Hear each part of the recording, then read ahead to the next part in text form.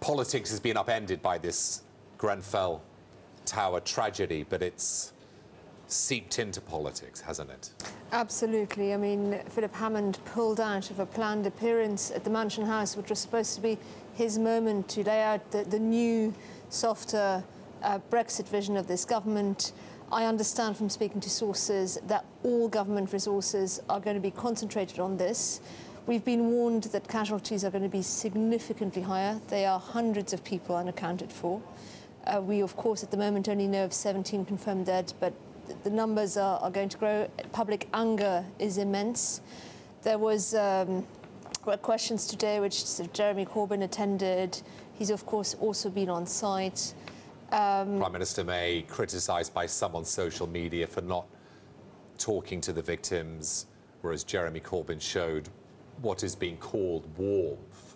Of course. I mean, this is unfortunately the territory with which May is fairly uncomfortable anyway. It's also very difficult when you're a Prime Minister, in fairness, to do this, the same kind of appealing to the crowds in the way that the leader of the opposition can.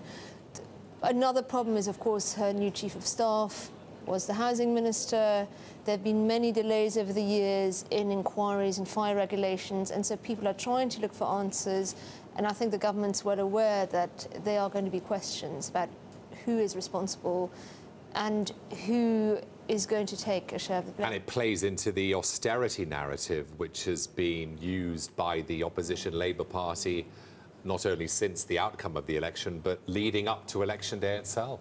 Yes, absolutely. I mean, this has been used by Labour to make a direct link. I think we have to treat that with some caution, because there is no direct evidence as yet that cuts to fire services in any way contributed to the number of fatalities. But of course, these things will be paramount. People are going to be asking exactly these questions, and the broader narrative does not look good for a government that's already been struggling with their response to the terror attacks, with controversies over cuts to police. Now you've got scrutiny on the cuts to the fire service, and of course this huge human tragedy